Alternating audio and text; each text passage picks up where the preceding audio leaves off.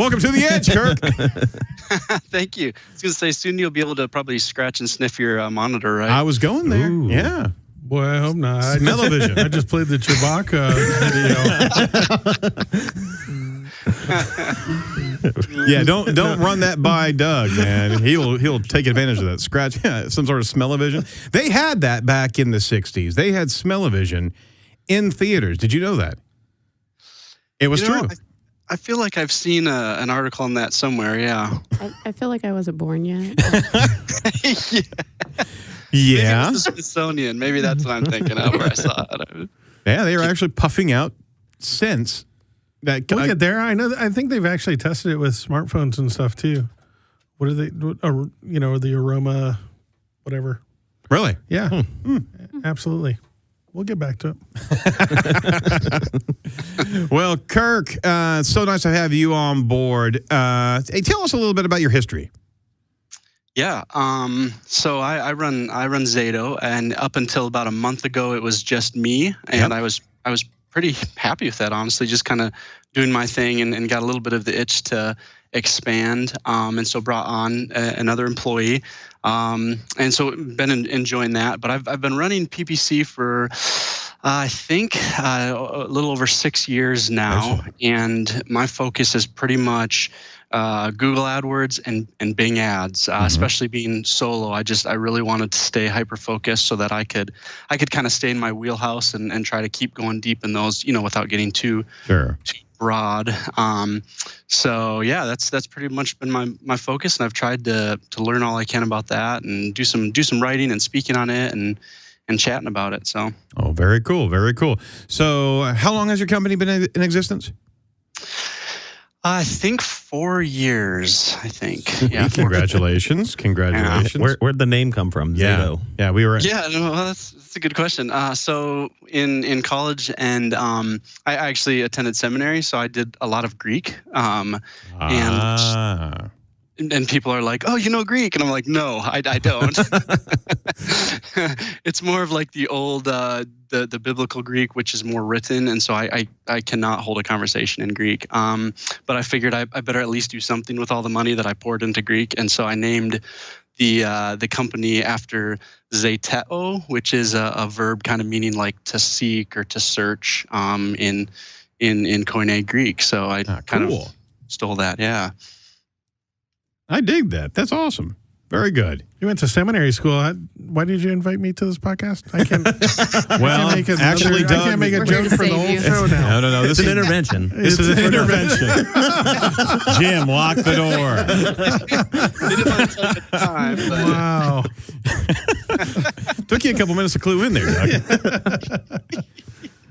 Well, that's awesome, man. You know what? That's a road less traveled, Kirk. So I mean, tell us how you got from seminary to digital marketing. Yeah, basically, I had no money, which is pretty normal for college and seminary students, and I think that's a prerequisite, if I'm not mistaken. If you're a student with money, there might be issues. So needed a job, and one of my fellow students said, "Hey, I work at this company. They sell stuff online. Why don't you come and help us put content on the website, get products online?" So did that for a little bit, and then they decided, "Hey, let's try getting into this AdWords thing a little more." Kirk, you want to try running it? Sure, I'll do that. I'll give it a try, and fell in love with it. So I've been doing it ever since. So pretty much, what you could say is that you left God for digital marketing. Is that what you're saying here? Well, I did finish my degree at least. So, very cool. Very cool. That's awesome. Well, I mean, that's a great backdrop, because you know what? I'll go so far as to say, you know what, Kirk, I don't know you, but it is absolutely essential that there are more ethical marketers needed in this space, and I can only assume that that's where you play regularly, and probably with a little bit of that seminary background. Probably is a bit of a reinforcement on how to take care of business and people that come to trust you with their money, right? Mm-hmm. Yeah, I try to be pretty straightforward. I'm not really the type that is going to want to use that to sell, type of deal. Sure. You But can trust me. I know God, No, you don't understand. I just did that for you. Yeah, but I do, I do like to tell them, I do like to tell clients, potential clients, like, I'm not willing to put something in the ad that is going to be unethical, misleading. We're not going to lie about sales, about your products, but Right. But again, kind of the similar way, like you just alluded to, that also means that pretty much you can trust me. And I do try to be pretty straightforward. I mean, if things are not going well, I try to say, here's why they're not going well, and then here are some steps we can get out of it. It's not in my objective to be lying to them and kind of holding that. Yeah. So. But I mean, we can certainly all, I don't want to put you in an uncomfortable position here, but we can certainly all agree that there is a long lineup of history of digital marketers that have sold a bill of goods to individuals, and there's a heck of a lot of non-effective PPC marketers, SEO charlatans. There's a laundry list and decades of digital marketers that have been unethical, and it does give the entire industry a black eye. And a lot of it has to do with education to companies, what they should be looking for. But it's great to be able to hear individuals that come from other walks of life besides just marketing, right? Mm-hmm. That can bring those type of ethos into play here. So kudos to you. And I know the guy. Maybe we can get like the level of integrity up around politician level. Don't listen to him, Kurt. Look over here. Don't listen to him. So we hit religion and then politics in this. Yes. That's pretty impressive. Boom. That's why I'm here. That's why I'm here. Dropping listeners left and right. Well, Kurt, you were actually named the 7th most influential PPC expert in 2016 by PPC Hero, our friends down in Hennepin.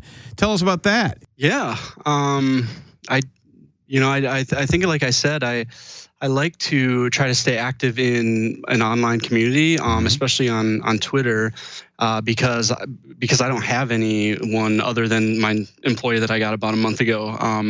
I just haven't really had anyone to bounce ideas off of, to learn from. Mm-hmm. So some of how I've done that and grown, and then also kind of tried to grow my personal brand for selling in that too, is doing a lot of like writing on PPC, awesome.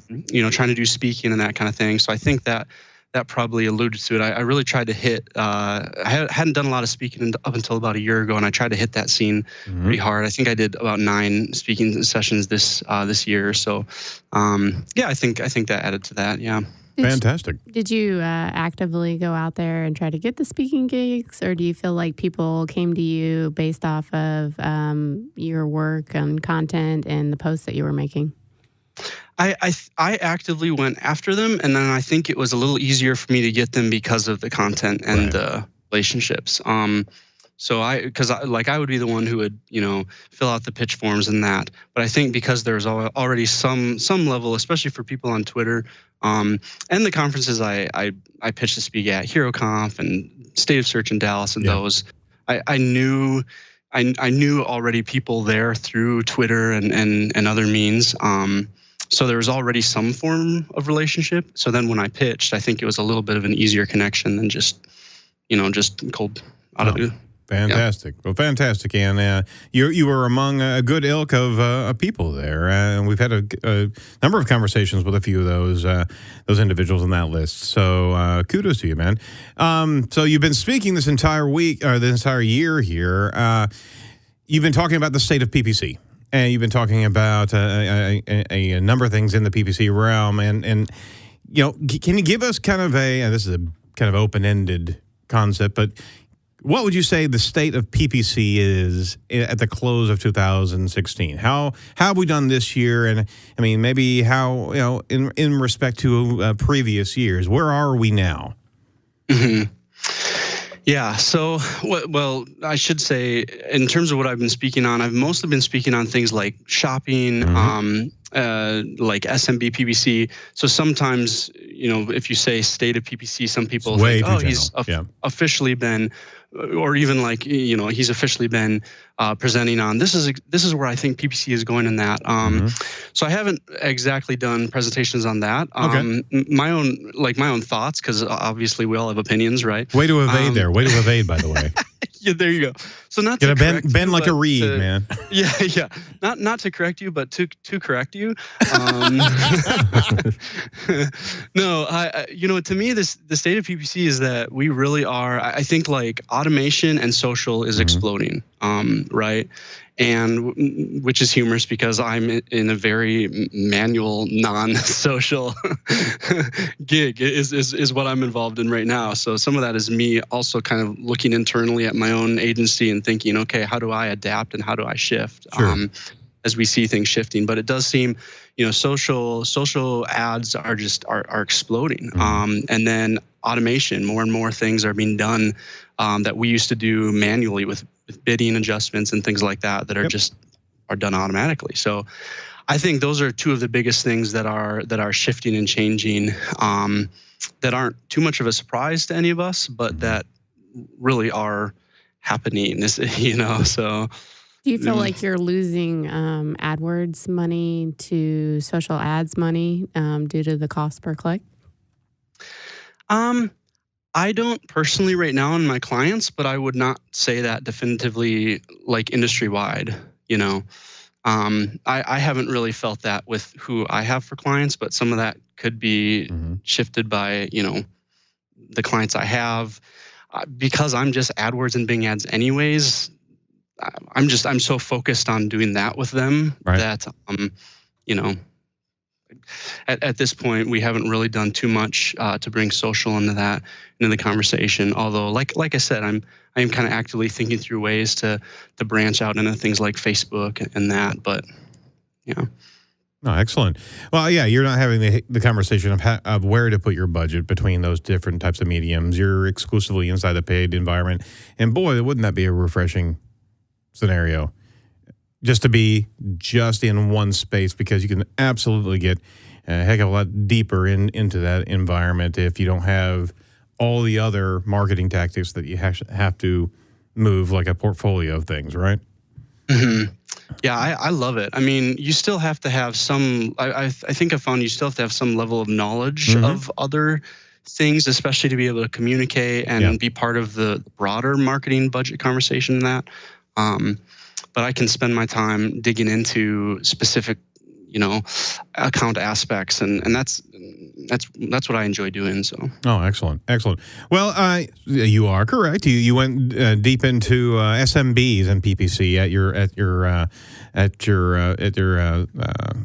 the state of search presentation. So walk me through that. I'm sorry that I wasn't able to catch that. Walk me through some of the key points as it has to do with small, medium-sized businesses and their paid campaigns, because we certainly know there are challenges to be able to be competitive, let alone budget challenges. Give us an idea of some of the key points that you presented at that presentation.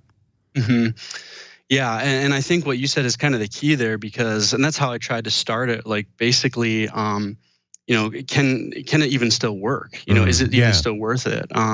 Because some of what's happened, I've referenced PPC Chat a few times on Twitter, but it's just this really great group of PPCers that will get together and help each other out and chat. And sometimes we'll get something that there's actually a lot of different opinions on, and we'll really kind of go at it. And one of the things in the last probably 6 months that's happened with has been actually this SMB concept, both in like how do you define SMB PPC?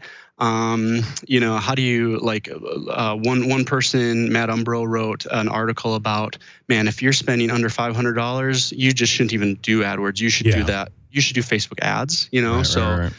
He kind of said, he kind of planted the flag and said, I stand here, which PPCers, we hate doing that, right? We love the "it depends" answer, right? But yeah, exactly. Truth. But so and then there are others that kind of wrote response articles, and it was really good. So I tried to kind of address like I do think that we I do think that it's still possible, even if you have $1,000 a month and you're going up against $100,000 a month budgets. I actually do think that with the right kind of focus and account build, that you can actually still be competitive and win. And kind of the key things I focused on were basically like setting, like the initial account setup is really important, because one of the biggest issues with SMB PPC that it ties into that budget aspect issue, which is always the issue, is like low traffic, right? Because budget and traffic kind of go together. Generally, the more budget you have, the more traffic you're able to get, and yet traffic is how you optimize. Like traffic is how you decide, hey, this ad test worked. This keyword is working, it's not working. Right. You can't do that unless you have enough traffic for statistical significance to do something with that. And so basically, kind of my initial point was really kind of nailing that initial walking into an SMB account and being willing to kind of set it up correctly from the beginning, I think is really huge, because it might take you even a few months to get that data, to get that traffic. And in the meantime, that SMB owner is kind of watching it, sweating over it, I usually get emails in the first couple of days, much less after a couple of months. How are things going? So, I just think setup is a big one. You mentioned budget. Some of what I try to do is just basically have really practical, like, here are some ways that I manage budget. Here's a tool. I use Shape. It's a budget tool for PPC. So just trying to kind of give some tips along those lines, reporting, that kind of thing. So excellent. Now, remarketing has been huge this year. And the focused remarketing, where we had all, as PPC marketers, we have all but had all but given up display ad usage. It was the display network wasn't getting sharper, it wasn't being more effective, and it was continually a brand play, and not really a suitable brand play, especially when social ads started to eat display networks its lunch, so to speak.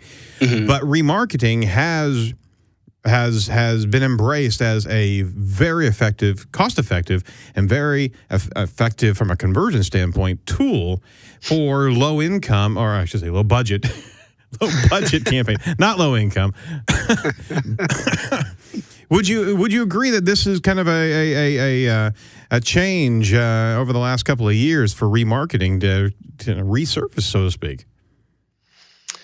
Yeah, I think, I definitely use it and like it. It's funny, that was actually a few of my points went around remarketing with at least SMB PPC. Although, as any size can use it well, but with SMB PPC, using that budget smartly. And so to me, remarketing is probably one of those areas where you can use it pretty smartly to get the best bang for your buck with conversions. Not even display remarketing, though, is search remarketing, and then shopping just got remarketing. That's right. A couple months ago, I think. And I see awesome returns from shopping remarketing as well. So, I think it's worth it. One thing that I'm trying to figure out, I'm sure all of us are, but the whole attribution thing is interesting when you work remarketing in. That's right. So I don't know. Are you familiar with Aaron Levy at all? Yes, I am. Elite SEM. Yes, okay, cool. Yes, I am. Okay, good. Yeah. So he's one that he was kind of the first one that initially was like, remarketing, not as awesome as we all think it was. And one of the reasons that he was saying that was because in some ways his argument is, hopefully I'm remembering it correctly, but basically, possibly you're just stealing that traffic from email or what have, where they were going to come anyways. So I don't know. There's probably some thought at least that needs to go into that. But I think it's I don't understand his theory. Basically because because you're not finding new traffic and you're not bringing in like new sources in that, you're just picking up people that that would have come anyways, I think, through that, or maybe through like a really good targeted email campaign or that that would have converted anyways, because after the 6th, 7th, 8th time that they've been there, they're familiar with your brand enough, where where it might. I think it's not. I don't think it's an don't use remarketing argument. I think it's a don't overvalue remarketing. Right. Does that help? Yeah. Okay. Yeah, absolutely. And Aaron can respond and tweet at me and tell me that I've totally blown his argument, and he can correct me. So. It's the point that it's not a new room in the house. It's an additional kind of reinforcing of what strategy got them there to begin with. So it's not it's an additional bumper as opposed to a new tactic. I think if you're just really, the message that you put in the remarketing ad has to be a reason to come back. You have to think about why they did not make that decision and what can I say in that remarketing ad to bring them back. Because if you set it up correctly, then you've already filtered out the people that have already converted, and you've already filtered out the people that have been to your site multiple times, and you've got a highly targeted audience. So I think for me, you're not using targeting effectively if that's how you feel for the guy that said that, in my opinion. Mm-hmm. And I think some of it too might be a good correction for, like, I feel like a couple years ago, especially, the remarketing, it was almost like this fad that exploded with all of us, and we were like, oh my goodness, let's shut everything off and just focus on remarketing and let's pour all of our dollars into that. And I think in some ways it's been more of a corrective. Hey, let's make sure again, maybe it's a little more of like, let's think correctly about it, of right. where it is in the funnel. Like it's not taking the place of normal ads, because normal ads a lot of times with PPC are new traffic finders. Yep, absolutely. And that's not remarketing. Yeah, so, exactly. And he actually has a really good diagram in a post he put on Search Engine Land back in June. It had to do with the decision trees for SEM segmentation. And where we're all going, what we're talking about right here, is really getting back to the buyer's journey, is that the remarketing plays a factor in that post-news search. It's that space where they're making the decisions and considerations after they've already understood that there's a pain that they're trying to solve with their own need, and they're coming across companies and solutions. And then as they're in that additional research mode, you have the ability to slide in that additional persuasion at the remarketing level. It's absolutely not new fish. It's a repositioning and a persuasion method. And if it's done correctly, yeah, absolutely it can be. But isn't that the case with all tactics? Is that it's just the time. I don't think people spend enough time in the display market, because I'll see ads that are completely irrelevant to the content that's on the page, and so you have to optimize it just as much as you would an SEM ad, and it just takes time. And you have to understand all the defaults that Google has. Yep. Well, Kirk, we absolutely want to hear more. Sorry, we didn't mean to completely monopolize that road, but it certainly has been front of mind from a PPC standpoint. Tell us more about the Bing world and the Bing ad world. Because as we've talked, we've heard a number of references, and that's exclusively where you're playing. What do Bing ads mean to that small and medium-sized business? Mm-hmm. Yeah, great question. I actually said in my session, I said, in terms of your account setup, a lot of times I think people think of Bing as more of a secondary. Hey, let's try Google. If it works, right. we'll shift more budget into Bing. And my recommendation with small businesses, especially because you can import things so easily, from your smaller SMB AdWords account into Bing. So even setting things up in Bing is really not that difficult when it comes to that. I think it's worth a try because most of my SMB clients that I can think of, Bing outperforms Google, although low traffic, less traffic in that. But in terms of, pretty much across the board, lower CPA, higher conversion rates. Really? So far for me, especially with my SMB clients, I don't really know exactly why. I do know that generally there's lower competition, so that makes a big difference in an auction system. But even then though, even with lower competition, like sometimes that it's higher conversion rate consistently doesn't always make sense to me, other than for some reason, maybe, I don't know, maybe Bing people like buying more. I don't know. How do you track calls with Bing? You've got the Google forwarding number with AdWords. How are you doing it with Bing? Mm-hmm.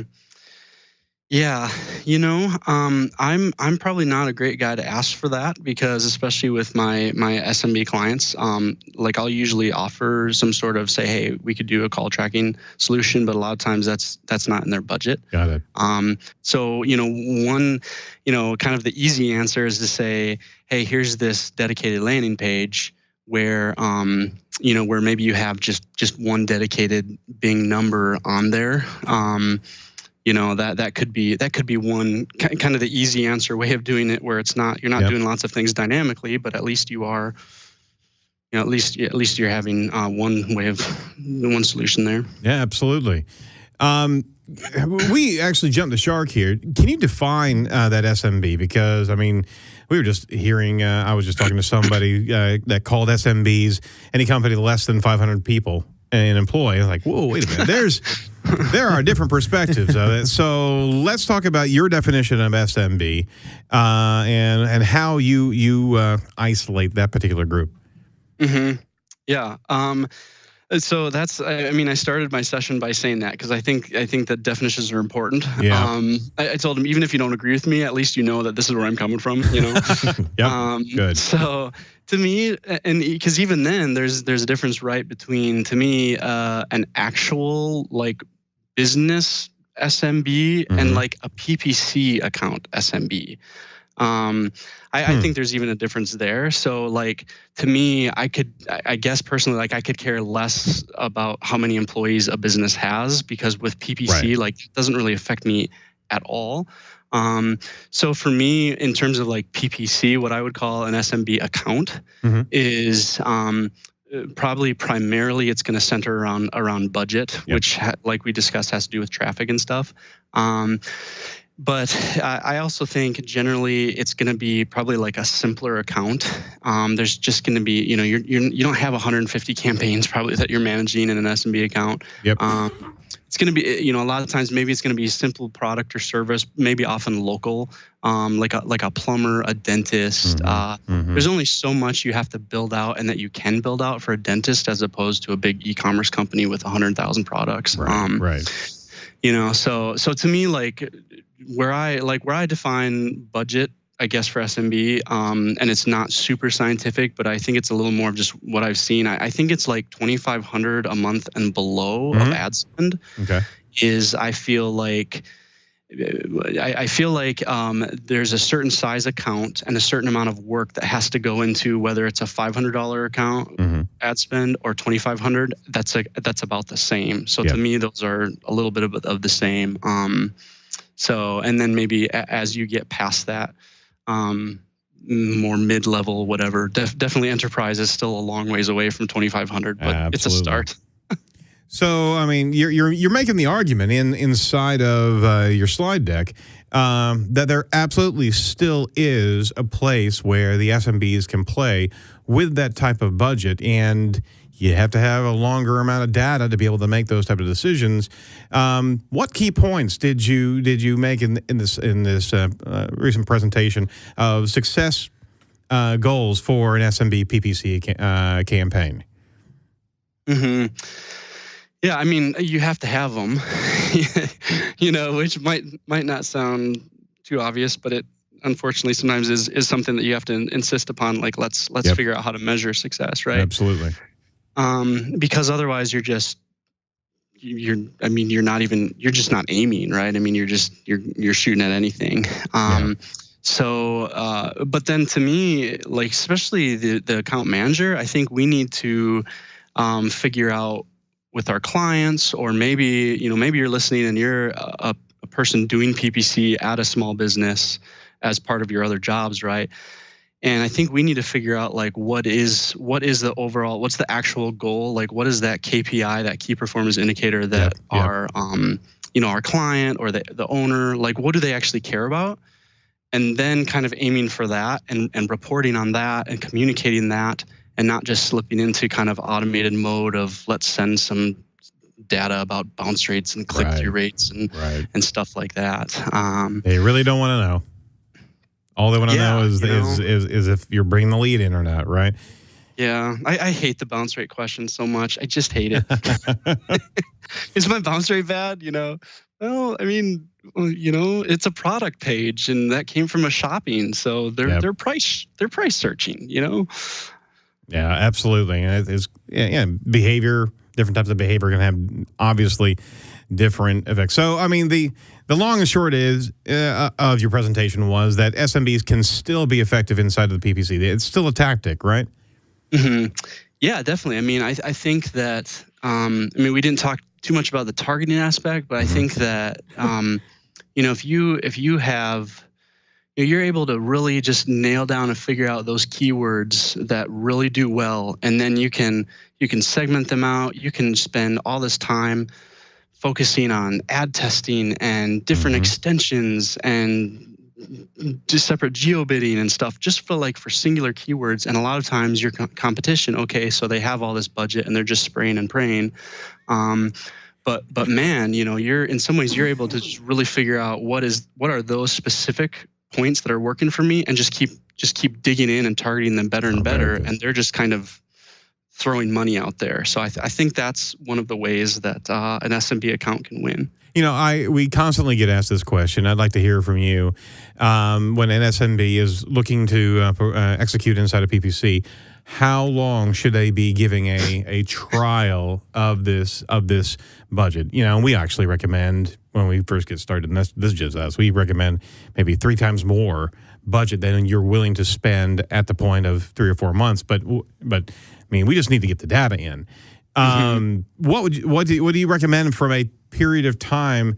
And I know this is a big open-ended question. It depends. It really does. Yeah. But I mean, the small and medium-sized businesses that have this type of ceiling on budget, they've got to hear something from you. Mm-hmm. I feel like 3 to 6 months is going to show me. Yeah. I've had a client where we got to that 3 to 6 months, and it was still kind of like it was more of that reevaluate, like, but it was talking it through him, like, here are these separate strategies. We tried this strategy, it didn't work as well as we wanted, but here's another option. Let's go ahead and give this a try. I think we can keep kind of tweaking it, making it work, growing it. And there's just kind of understanding, especially in certain markets, there's high competition, whatever. But I don't know. I think overall, I feel like from the 3 to 6 month mark, I feel like you have a pretty good idea. Yep. So I actually had a client. I started my session out like this. I had a client where it was actually a guy I know here in Billings, and he wanted to give it a try, and we both kind of understood that we're not really sure how this is going to work. And we gave it about that 3-month thing, and finally we decided, you know what? I think go ahead and invest this. He just had such an awesome content and social thing going already that I suggested, why don't you keep growing your social, invest this money into that. Yep. And then once you're taking over the world, then come back to me with AdWords stuff, and we'll give it a try with more budget. So. See, I knew I like this guy. Well, I think the other thing is people underestimate the value, not just of even a campaign that didn't work, but just the value of whether their site is functioning correctly, whether their messaging is right. Yep. I mean, I always love, we don't work on PPC for our clients. We always have, partners like you guys do that. But the wealth of knowledge that we get back from PPC, we can utilize for organic campaigns and and improving the sites and everything. Day one is a data reconnaissance. Right. It truly is. I think when you're dealing with people that have small budgets, I want to be more targeted. And so the results take longer to get to because I have to be more targeted. But if I have a bigger budget, I can loosen up, the keywords and get a little bit more information. So. Right. Mm-hmm. But you get where's the leads? Yeah. Where's the leads? First 2 weeks. Yeah. It's been 7 days. Where's the money? Well, hey, Kirk, we certainly want to ask a couple quick questions. Thank you so much for running down the road of SMB. Okay, I'm going to change it real quick to holiday PPC. Do you have any holiday tips or tricks in the PPC realm that make numbers really pop? Definitely, I think shopping is huge and it's growing, and that's not just saying, okay, here's your yearly reminder, focus on shopping. But one of the things that I've done in sessions to start out with, as I've talked about shopping, is to show like Google and Bing both are actually like creating impressions for shopping. They're both really heavily invested in like making shopping blow up. They've literally made the shopping PLAs on phones larger, right? I mean they're doing their best to let people click on shopping ads. I think that really figuring out shopping, doing better at it, investing more in it is huge for this year's holiday. And then I think that's just going to continue to grow. So, do you feel like in the shopping space though that you lose a little bit of control versus in search? You do, but I think there is some. You do, but I think there's more control to be had than people who just chuck out a shopping campaign and set a few bids once in a while. One of the main things about that is you can Google this kind of the query filtering strategy idea that was started by a guy in Germany, Martin. And basically, I think there are some ways that you can focus on actually getting products at different bids into the queries that are gonna best make you the most money. But it is definitely not quite the same as this is exactly the keyword that they're gonna show for, and here's exactly the landing page, and I can force those together. So. Yeah, well, you're in a different buyer's mindset than the overall search. They're in the shopping pursuit, so they're there for a wholly, I wouldn't say separated reason, but a qualified reason. Yeah, I feel like it's a lot more like SEO than SEM in the shopping space because of setting up your campaign correctly. You don't have as much control. Mm-hmm. Yeah, I think you're right that there are aspects of that. I do think that there's still a bit you can do, although this might be more of the SEO, like you said, with some feed optimizations and trying different things with images and stuff too. Mm-hmm. But I've definitely seen a lot of value in organizing campaigns well and then using bidding smartly with the different queries. I've definitely seen traction there. So it's definitely worth pursuing. Yeah. Well, very cool.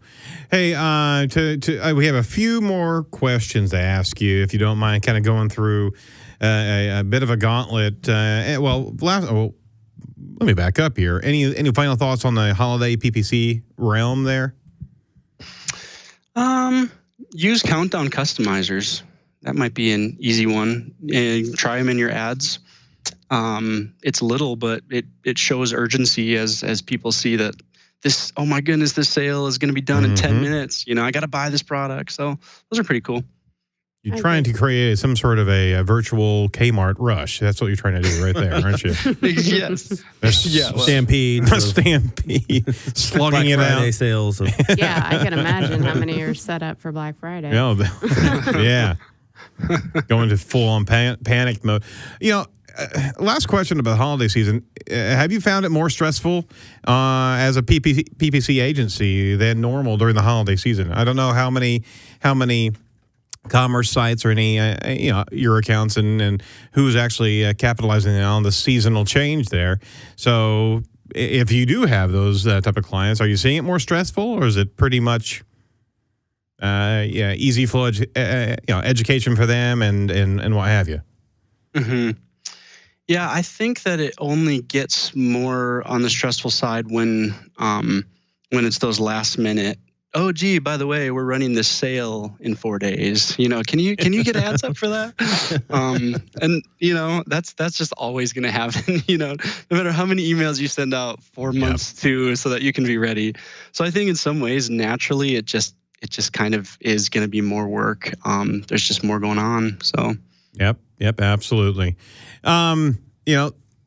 Since you're a one-man show, actually a two-man show out there, is there something now that you manage, that you do now to manage PPC that you wish you would have done sooner?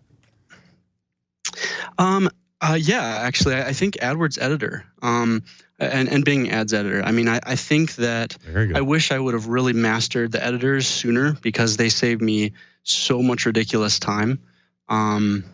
That I think someone with good editor and Excel skills, and I'm not being humble and saying I do not have good Excel skills, so I'm an Excel poser, but I know enough to be dangerous. All right, but no, I do think that, especially like editor, it is such a ridiculously powerful thing that knowing it well, I think, is probably great for someone who's getting into PPC. Oh, that tool certainly has matured over time. That's for darn sure.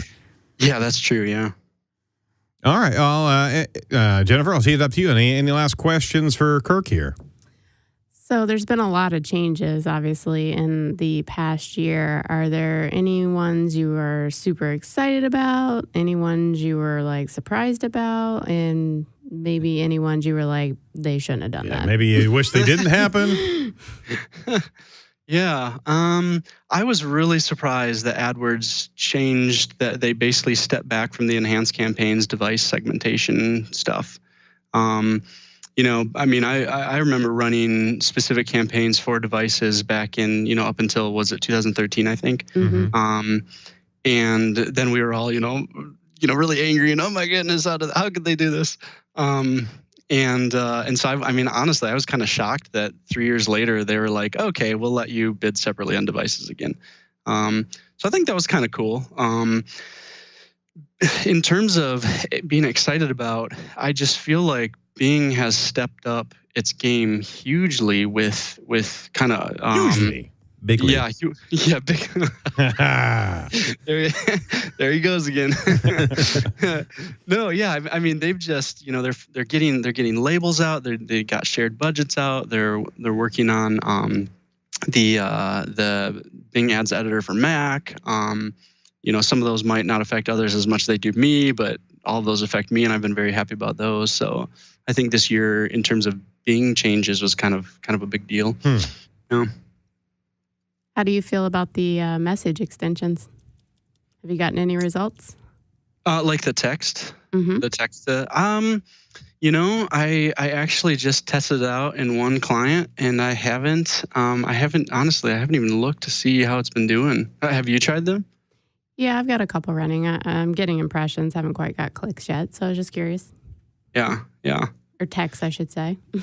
It's funny. I'm the kind of guy, like, I don't really want people texting me, randomly on the internet. But that's fine. Why I think it's interesting. You're going to get text a lead, and you've now, brought that into a business conversation.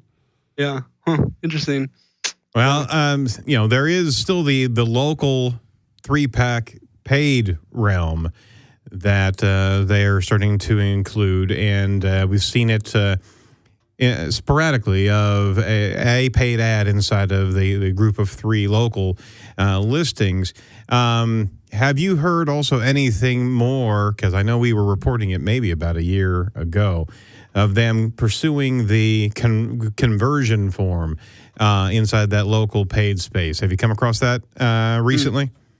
No, I haven't. No. Oh, check this out. Well, I can't speak to it right now. We did have a show. I think it was not a year. It was probably 7-8 months ago. But they were testing out conversions, get a quote conversions on certain local spaces where ultimately you're never even going to have to leave Google to get that lead flow coming in. And it's going to be When that is, it's going to be, it's Katie barred the doors. Well, I think Google had the insurance kind of thing where you can get like auto insurance straight through Google. Yep.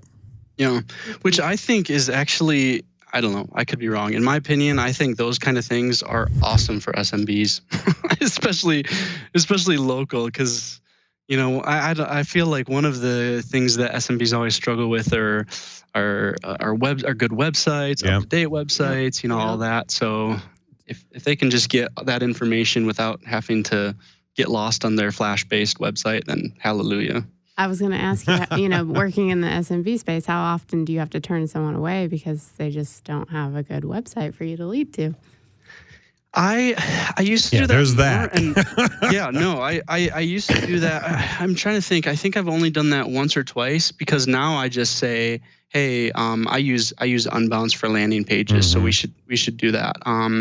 So overall, though, oddly enough, I don't know, this kind of hit me. I'm curious to know if other people see this, but I feel like I've had a lot less worse SMB websites come as prospects than I did in the past. So I don't know. Maybe that's changing. You're a lucky man. I don't know if, are they still pretty bad?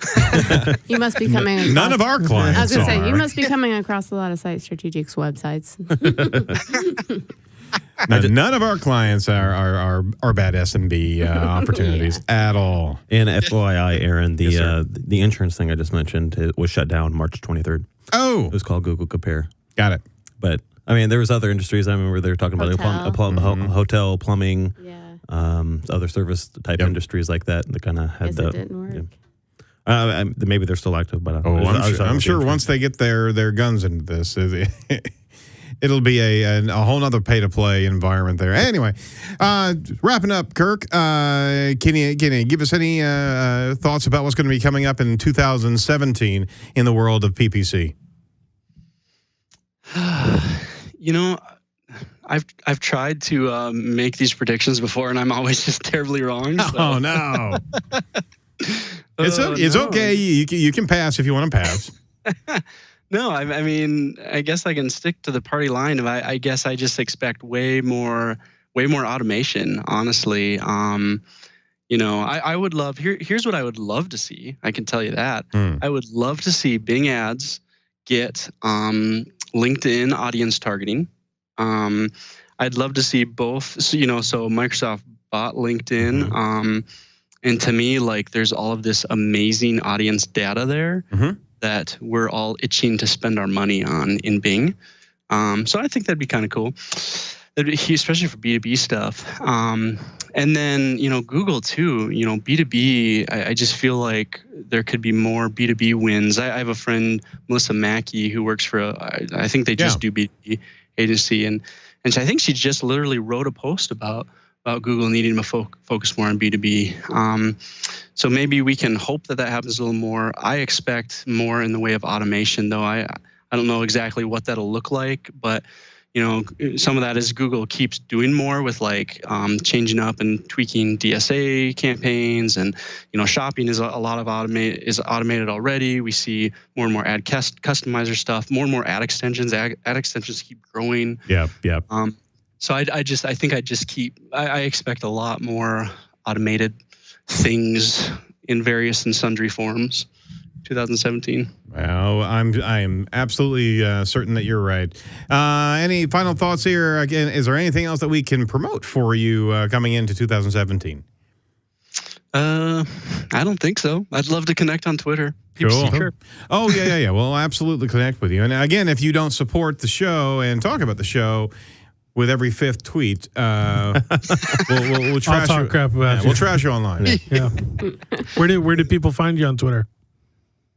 PPC Kirk. PPC Kirk. Yep. I wanted to ask about the elk hunting. Yeah, last round. Yeah, I saw on your slide deck. Was that you riding an elk? No. Okay. I think that was a Photoshop. Okay. Yeah. I was like, wow, I didn't know you could ride elk. That was Putin on a grizzly bear. Yeah. Every time the elk turned his head, the horns would impale you, I think. Yeah. So because they're so big. All the more of a challenge. How does one hunt elk? Quietly. With a lot of walking up mountains. Yes, sir. So So I was out last week, and I'm hoping to get out maybe Friday too. So here. You've got one before? Just one a couple years ago. So they're not super easy, but I just like getting out too. I mean, it is gorgeous up there. So a little cold. It's all an excuse. Honestly, we don't go hunting. We just put our guns away. We're just away from the family, away from the kids. How the hell do you drag a elk out? Yeah. So you're 2 hours in the brush. What's next? Pretty much you just set up camp, cook it, and eat it right there. Yeah. Yeah. It's like, okay, we caught it. Now what? Yeah. I mean, some people will quarter it out. Yeah. But a couple of years ago, we got ours, and it was a lot closer to the trailhead. So we just pulled and we just dragged it across the snow, and that was honestly about the most physically grueling thing I've ever done in my life. So wow. Yeah, that's what I want to do. I want to go to bear country and drag a bleeding elk for a mile back to my car. Nothing could ever go wrong there. Yeah. It crosses your mind. They say that grizzlies are getting to the point where they'll hear a shot and they'll know, like, oh, food. That's fantastic. So the grizzlies, they freak me out. Yeah. So I hope I never see one. That's why we're in Indiana. I don't think one could ever catch me because it would be slipping in the poop. And we got a pooper. Yeah. You just have to be faster than your buddy. That's right. That's it. Yeah, hopefully I'm going out this weekend to get a deer, but I've always wanted to go after elk. Brother-in-law actually hunted grizzly up in Canada, and I want to do that sometime on my bucket list. But nope. Yep. No. Yes. I see no reason. Oh my God, great story. Literally, the grizzly was right there at eye level with his tree stand. Nope. No, he was 6 foot up. What? And it was a mama bear, and she was nope, right there, like a foot and a half away from him. Nope. I remember I was out in Denver once, and I was hiking with the kids, and we were up in the mountains, and we were way, way up there, and we come across the map signage that kind of shows you where you are and everything, and it said, in case of attack of mountain lion, fight for your life. So you're already there, and that's when you kind of look around and you're like, why this sign, right? And then, like, don't play dead, don't run, no, fight. So yeah, oh wow. I thought, man, I just killed both my kids. They're done. So. Well, they'll tell you for grizzlies, they'll be like, sometimes someone will say, no, don't play dead, or, get up. I just don't think there's any. Yeah. You're just dead. Yeah. Be well armed. That's all you have to be. I was waiting for the Yep, reference. there it is. That's I always tell my kids, if I ever come down with like tragic case of cancer where there's no cure or whatever, I'm just gonna strap some Wolverine blades on and go out grizzly hunting, and hopefully the dead grizzly is next to my pulped carcass next to there that I got a couple shots in, just so that they can tell stories.